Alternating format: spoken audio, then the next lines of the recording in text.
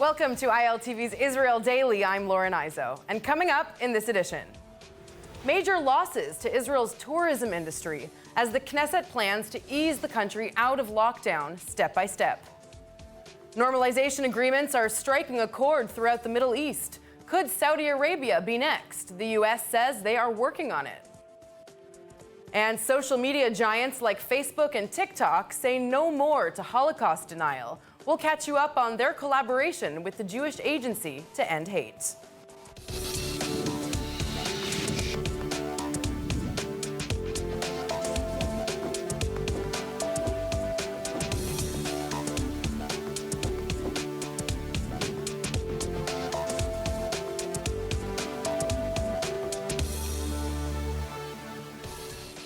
A lockdown that has kept Israelis at home for more than a month may begin to lift early next week, depending on what is decided in a COVID-19 cabinet meeting today. After weeks of spiking cases, the infection rate beginning to decline, according to the Prime Minister, as a result of the lockdown. Since Wednesday, Israel's health ministry recording 2,004 new cases, a significant decrease since the beginning of the lockdown, with 739 in critical condition. Until now, 2,109 Israelis losing their lives to the virus. Netanyahu spoke through his social media on Wednesday, asking citizens to be patient and trust the process. שלום לכם, אזרחי ישראל היקרים. אני חושב שכולכם רואים שהסגר שהובלתי ושהממשלה בסופו של דבר אישרה, הסגר הזה עובד. מספר הנדבקים יורד מדי יום. שיעור ההדבקה יורד מדי יום. זה חשוב, זה טוב. ואני אדאג לכך שנצא מהסגר הזה מהר ככל האפשר, אבל בזהירות, באחריות. Netanyahu promising Israelis firstly to open airports, to approve a new economic relief fund for the affected businesses, adding that there would also be a separate plan for the hardest hit cities considered red. Meanwhile, many Israelis not seeing eye to eye with the Prime Minister, protesters using creative solutions to demonstrate regardless of any restrictions. Moreover, as the interrogation started with this issue, he declared right away that Benjamin Netanyahu is not a suspect, and this is something you cannot do. Fight for the life of the country, for the soul of the country, for its spirit.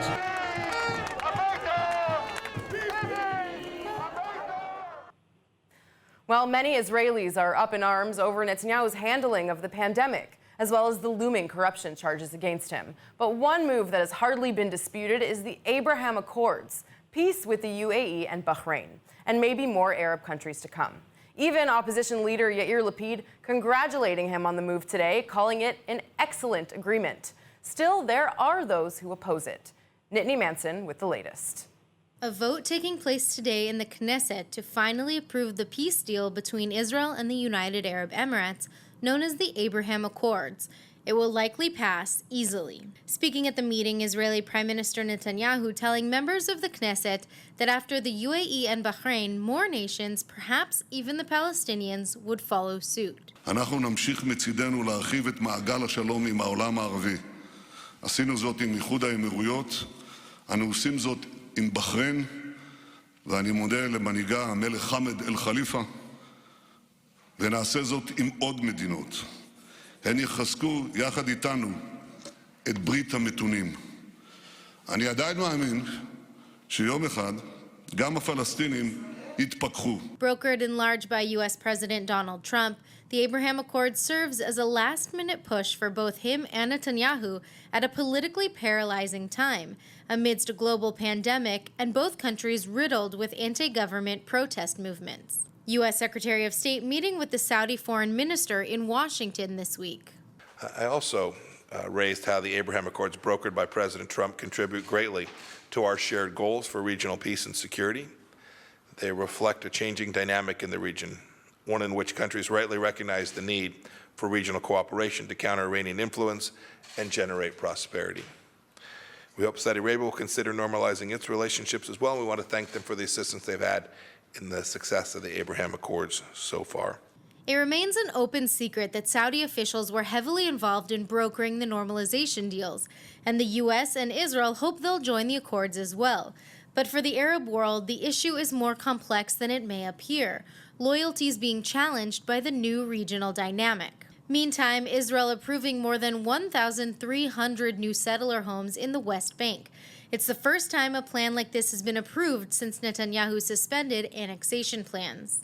نحن نعتقد أن الأولوية الآن تكمن في عملية كيفية وقف هذه التداعيات، وخاصة ما تقوم به حكومة الاحتلال وأيضا مستوطنيها الاستعماريين من خلال وضع ما يسمى البؤر الاستيطانية الاستعمارية من خلال كرفانات وغيرها، تشكل بؤر من أجل توسيعها على حساب المواطنين الفلسطينيين والأراضي الفلسطينية المصادرة. وأنا بعتقد أنه كل ذلك يندرج في إطار الحرب الشاملة ضد الشعب الفلسطيني، وهذا الأمر الذي يستوجب وقفة جادة من قبل المجتمع الدولي. One stipulation of the Abraham Accords had called for the suspension of annexation plans, a reversal of what Donald Trump had proposed as part of his peace plan for Israelis and Palestinians. Plans for another 853 units have been advanced but have not yet been given final approval.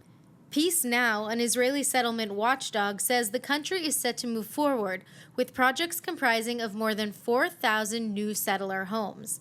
Nittany Manson, ILTV. Joining me now to discuss is the managing editor of Ynet English, Sarah Miller. Thank you so much for joining me. Hi, Lauren. Thank you for having me. Well, Mike Pompeo is really working on the Saudis to strike a deal with Israel. So I'm wondering, what is stopping them? Years of cast iron policy. You can't just swing from being a vehement defender of the Palestinians and insisting that any peace deal with Israel includes or is based on a withdrawal to the 1967 borders, and normalization means a Palestinian state. You can't just flip that overnight. So the Arab Joint List Party in Israel are not going to vote for these accords. They're going to vote against them. Is that because they feel like this is a betrayal toward the Palestinian cause? Why are they staying out of this? Well, they call it an arms deal, not a peace deal, because deny it as Netanyahu might, the agreement includes the sale of F-35 advanced military jets to the UAE.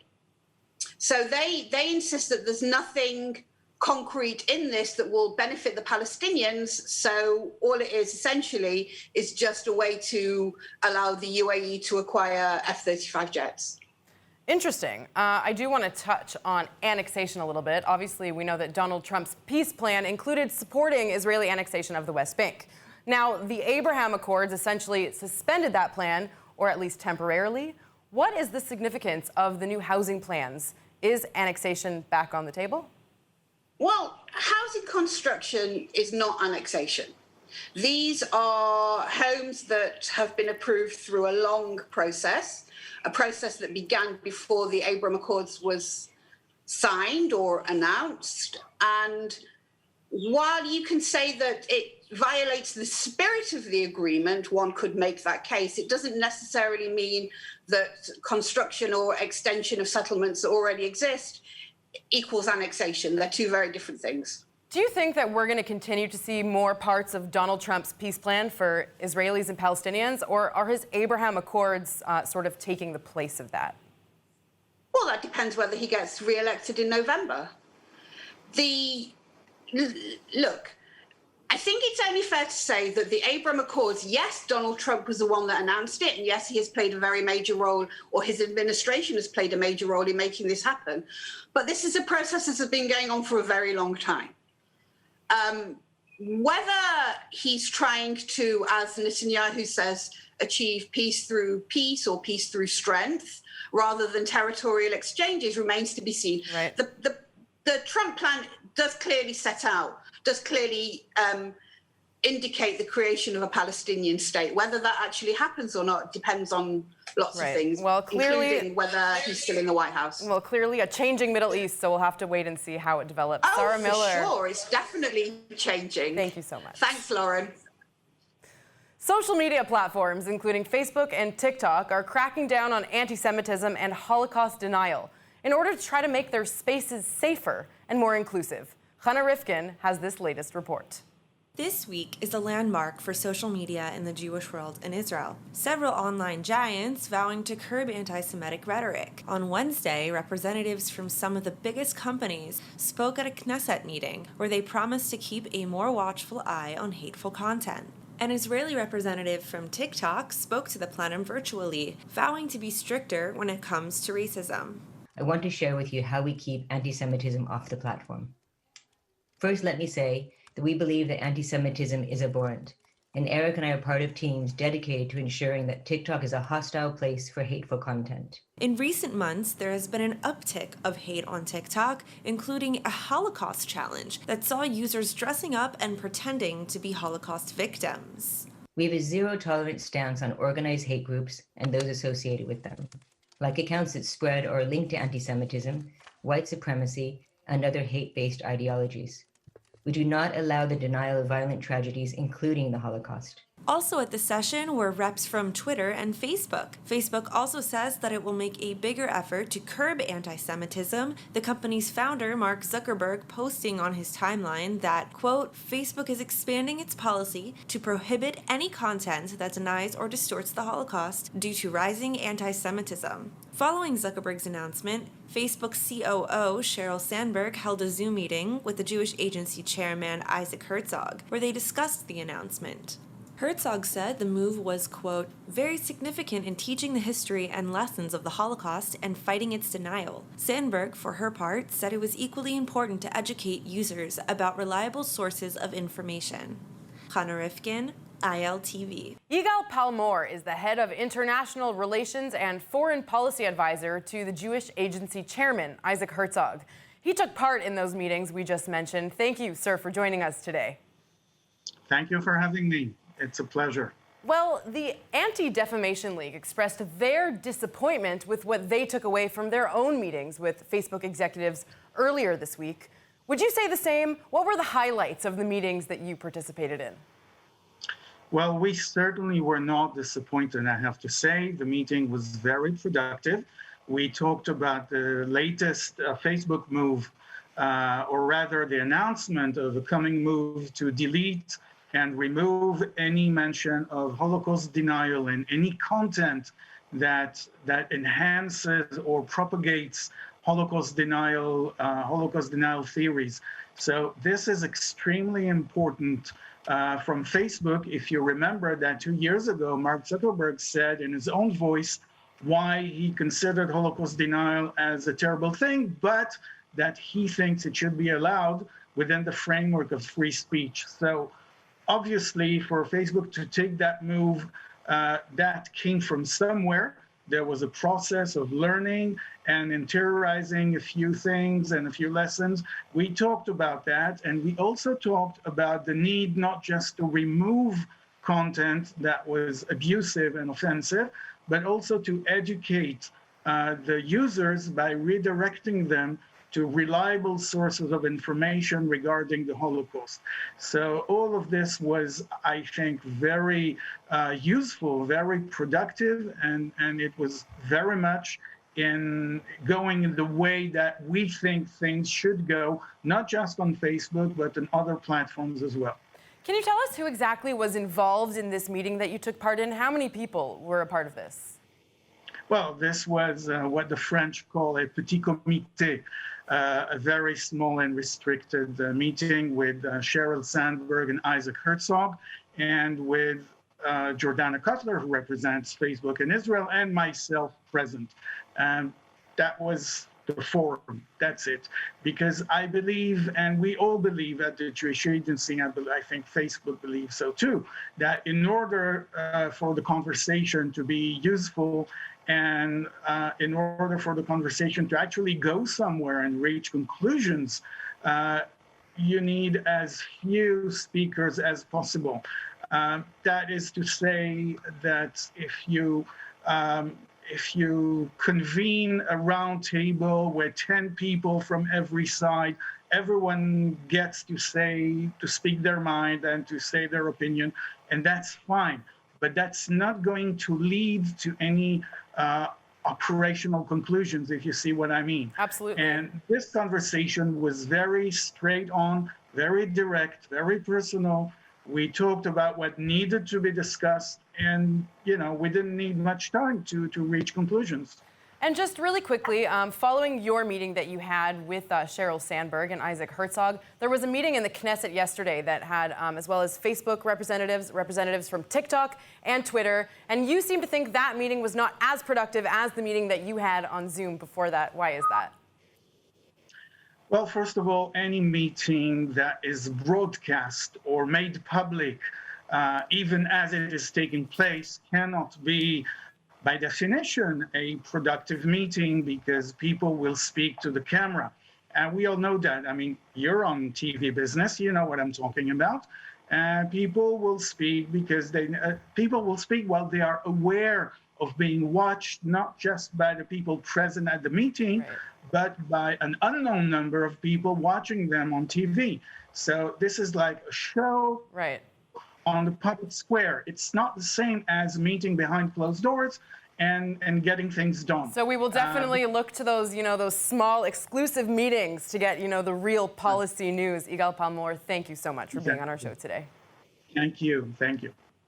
Another win in the fight against hate. A prominent rabbi ruling that Jewish law does not forbid members of the LGBTQ community from building a family. Rabbi Benny Lau's statement released this week on his Facebook page under the heading, "It is not good for a man to be alone." The guidelines published in Hebrew are an effort to build bridges in the Orthodox Jewish community with the LGBTQ identifiers within the constraints of religious law. He added that members of this community and their children should be fully welcomed into Judaism and their dignity should not be harmed. Now moving on to some tech news, Israeli startup iBrainTech has a new way for soccer players to train off the field. Let's hear more about it from reporter from CTech by Calcalist, James Spiro. Thank you for joining us. Thank you for having me. So this technology doesn't necessarily help with physical training on the court. How exactly does it work? Yeah, thank you. So I first met iBrainTech at the Techstars Accelerator program, and I was really interested because what they do is they've developed a helmet that goes on the players' heads, and they visualize the process that they want to do on the field. It's a process called visualization framing. And so what that means is they simply think about the act, and in this case it's soccer, so they'll do free kicks or penalty shots. And there's a digital avatar that performs the act for them. And iBrainTech claims that it helps with their on-field performance as well. Wow, and this is the first company that's developed a technology like this, or does this exist in other places? So I believe it's the first technology to be applied to the sports arena. When I was talking to the CEO of the company, he said he was expecting players to have about a 5 or 10% increase in their performance. There was a study with a Russian football team where they spent 2 months doing regular on-the-field training and then 2 months of regular training with the brain neurology practices as well. They saw a 35% increase both in power and in accuracy. So how effective is this as a way to actually practice sports? Also, is the device, since it's connected to your brain, is it gathering data from your brain? Is there any sort of privacy issues? It sounds kind of scary, to be honest. Yeah, so of course that's always the question of the day, isn't it? It's what data is being collected on me, especially when it comes to something as sensitive as the brain. So what iBrainTech does is it takes the behavioral patterns. It doesn't take anything like your thoughts or your memories. So you're safe there. But what it does is the relationship between the brain and the body is actually about 90% when it comes to the success you have on the court. And so from what I understood, a lot of football players are restricted to maybe 20 kicks per practice session.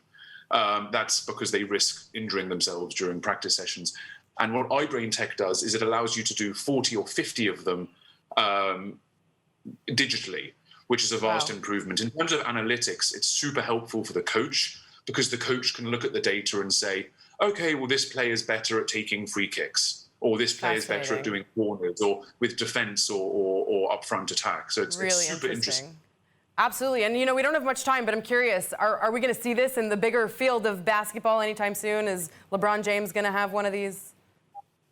Well, I don't know if LeBron James needs it, but definitely. So they've started in soccer and they're branching out to basketball. And I know that I could use it for my golf game. So I hope to see it coming on many more sports in the future. All right. Well, James Spiro, thank you so much.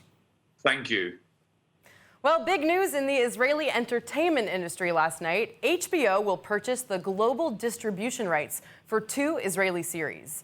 And Gal Gadot has gotten herself into some hot water. Now it's time for entertainment with Emmanuel Kadosh. Hello, Emmanuel. Thank you so much for joining me. Of course. Thank you so much for having me. I just want to jump straight into it because, like you said, we have a lot to cover. Definitely. So, Israeli actress Gal Gadot announced last night that she will be teaming back up with the Wonder Woman director Patty Jenkins to film Cleopatra, the Egyptian queen. Now, for you and I, and I'm sure a lot of people here in Israel, that sounds like amazing news, very exciting. People are really looking forward to it. Not everyone was as excited about it. Not everyone was as excited about it and was very vocal about their criticism, we can say. A lot of people were upset that an Arab or a black actress wasn't cast for the film, and instead an Israeli was cast to play an Egyptian queen. Now, the screenplay author and a lot of other people came out stating the fact that Cleopatra was technically Greek and had Persian and Syrian ancestry. So they didn't really do their research. Right, exactly. And he's coming out kind of defending the fact that she was cast. And like, it's probably, you know, very understood to assume that the production company, which is Paramount Pictures, wouldn't really cast an actress that's not really that known. And Gal Gadot brings a lot to the table. You know, she was ranked as the 3rd highest paid actress in 2020. She had Wonder Woman the 1st and the 2nd. So she's really well known and kind of will bring a lot of attention. So you can definitely guarantee that this will be a successful movie. Absolutely. And, you know, she deserves to play the role. She got cast. She's Middle Eastern. And so, she has some clout to her for her acting skills. We can put it that way. Now, for the 2nd or 3rd, you can say, news today, HBO, like you said before, has bought the rights to 2 Israeli TV series. So exciting. It's very exciting, huge news, both in like the span of a week, which is amazing. So the first show is called Valley of Tears, and it's said to be the biggest production of any series here in Israel. And I think we have a trailer that let's take a look. מחורה שלי, ארץ נור אביונה, למלכה אין בית, למלך אין כתר, 7 ימים אביב בשנה, וסגריר וגשמים כל היתר. Yeah, really dramatic.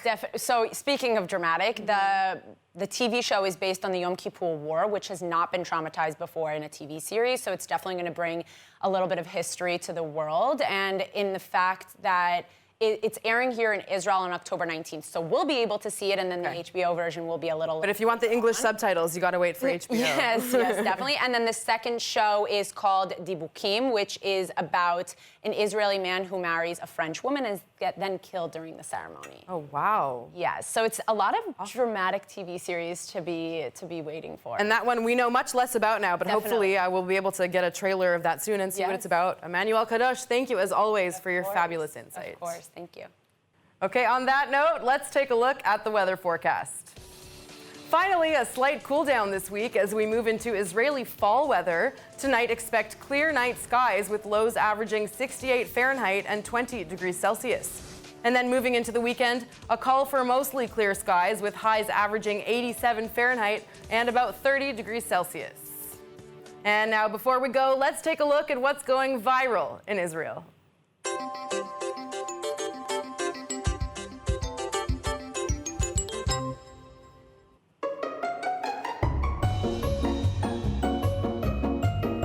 I don't know why. My team always does this to me. I'm not a cat person. I like the puppy videos much better.